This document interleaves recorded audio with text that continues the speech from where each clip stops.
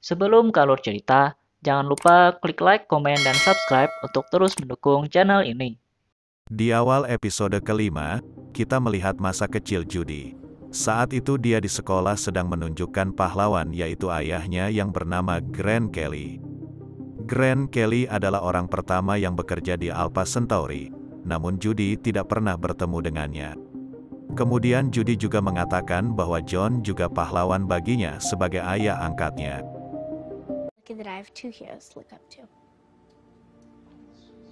Berpindah ke masa sekarang, John sedang berusaha untuk naik dari sumur. Namun dia terjatuh hingga tertusuk besi di kakinya.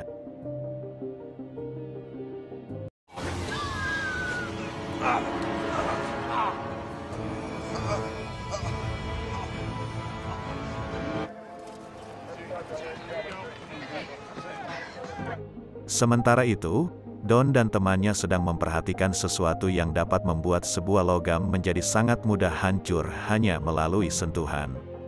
Teman dari Don pun meminta untuk semua kendaraan berkumpul di pangkalan. Kembali ke John, dia menghubungi Judy untuk memberitahukan keadaannya. Back to you now. You might want to hurry. I fell and got poked while I impaled. Can you, Blood pressure is 140/80. And, Mendengar hal itu, Judy pun bergegas ingin pergi ke sana namun sempat dilarang oleh Victor karena chariot tak akan bertahan sampai ke sumur yang dia tuju. Judy pun meyakinkan Victor bahwa ayahnya sangat membutuhkan pertolongannya. Hingga akhirnya Victor pun memperbolehkan Judy untuk pergi.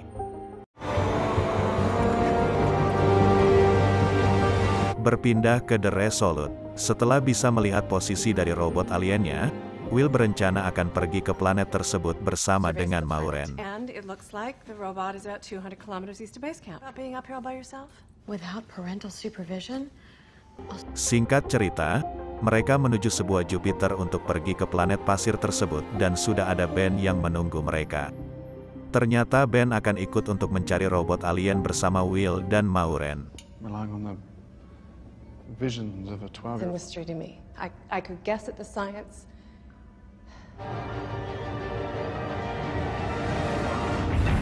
Di sisi lain, Penny yang ditinggal sendiri berjalan di lorong. Kemudian dia melihat Kapten Radix yang sedang tidak sadarkan diri. Saat Penny menanyakan kepada orang yang ada di sana, Kapten Radix pingsan tiba-tiba menurut seorang dokter. Ternyata dokter itu adalah Dr. Smith. Dengan akal liciknya, Dr. Smith sekarang mendapatkan ruangan yang sangat bagus dan mengaku bahwa dia adalah seorang dokter. Saat Penny mendatangi ruangannya, Dr. Smith tetap mengelak dan mengatakan bahwa Kapten Radix memang tiba-tiba pingsan. Now, if you'll excuse me, I have a lot of work to do. Sementara itu, Judy sedang mengendarai chariot.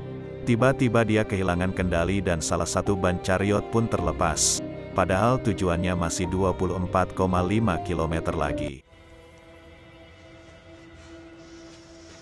You are currently 24.5 kilometers from your destination. Judy kembali teringat masa kecilnya. Saat itu, John sedang mengajari Judy naik sepeda. Hingga akhirnya Judy bisa menaiki sepeda sendiri. you're doing it. Okay, let go. I'm watching. Judy kemudian menghubungi John untuk mengetahui keadaannya sekarang. Karena chariot sudah tidak bisa dikendarai lagi, Judy memutuskan untuk berlari secepat mungkin ke sumur. Champ of track and field. I remember.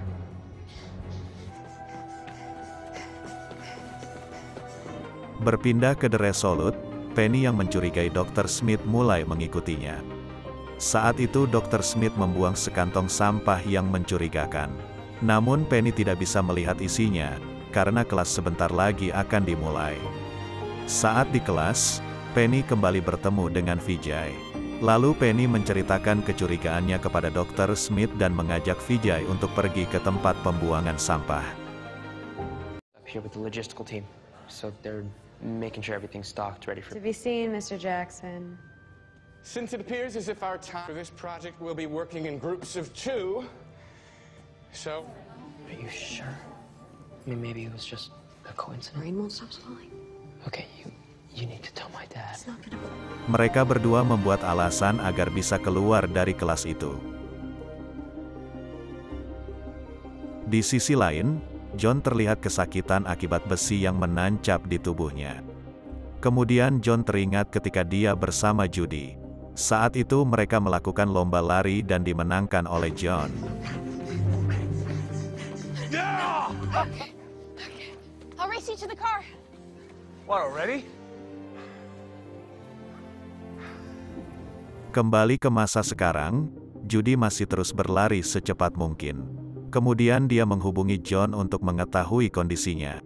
Judy menjadi semakin cemas, lalu dia memutuskan untuk mengambil jalan pintas agar cepat sampai. Tapi Judy harus keluar dari pagar pengaman untuk melewati jalan pintas itu. Route, I'll be there soon. Perimeter fence. For your safety, please return. Berpindah ke The Resolute, Penny dan Vijay berhasil masuk ke dalam tempat pembuangan sampah. Saat berada di dalam, mereka hampir saja ketahuan. Untungnya mereka berhasil bersembunyi. Hold on. They programmed the compactor to turn on every hour. Mereka kemudian masuk ke dalam ruangan itu dan tentu saja penuh dengan sampah. Mereka mencari kantong sampah berwarna biru yang dibuang oleh Dr. Smith. Okay, that's fine. Can you just help me up then? Thank you. Okay. I'm gonna look over. Kembali ke Judy, dia masih berlari. Namun tiba-tiba saja ada banyak monster yang mengejarnya. Judy pun terus berlari, hingga dia hampir putus asa.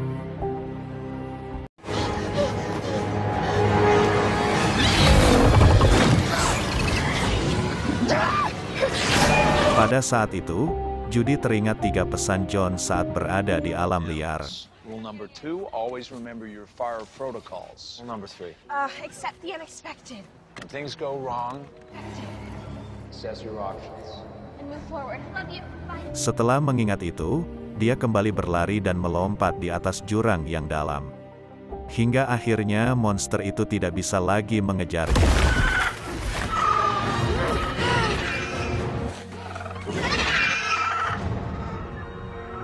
Kembali ke The Resolute, Penny dan Vijay masih berada di tempat sampah. Saat sedang mencari, Vijay meluapkan kegelisahannya kepada Penny. Karena saat itu Penny mengatakan bahwa Vijay seorang pencium yang buruk. We're in a room that smells like feet and vomit. Be the best judge when it comes to kissing. Tak lama kemudian, Penny menemukan kantong sampah yang mereka cari. Di dalam kantong sampah itu terdapat sebuah kertas. Namun seorang petugas menyalakan mesin di dalam tempat sampah itu. Mereka panik dan Vijay pun berlari, sedangkan Penny malah tersangkut di tumpukan sampah. Vijay berusaha membantu Penny, namun dia tidak berhasil. Vijay pun pergi sendiri ke atas dan meninggalkan Penny.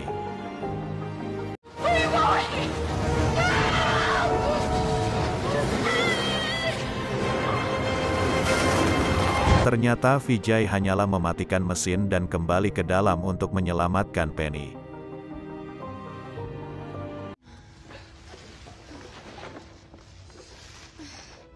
I have a confession to make. Well, keep it to yourself, because I don't want to have to test. Sementara itu, Ben bercerita kepada Maureen bahwa dia mempunyai anak dan istri. Namun mereka sudah tinggal di Alpha Centauri. Ben tidak bisa bersama mereka, karena tugasnya saat ini. Berpindah ke Judy yang masih berlari. John menghubungi Judy dan mengatakan bahwa dia menyayangi mereka semua. Itu terdengar seperti kata-kata terakhir dan membuat Judy menangis. how I do everything I could. Read me your vitals. Read me your vitals. It is my duty. That's my job. Because I love them. I'm always gonna need you. And I'm not. Kemudian Judy terus berlari. Akhirnya Judy berhasil sampai di sumur tempat John terjebak. Dengan cepat Judy mengirimkan sebuah suntikan melalui sebuah saluran. Dad, you have the shot.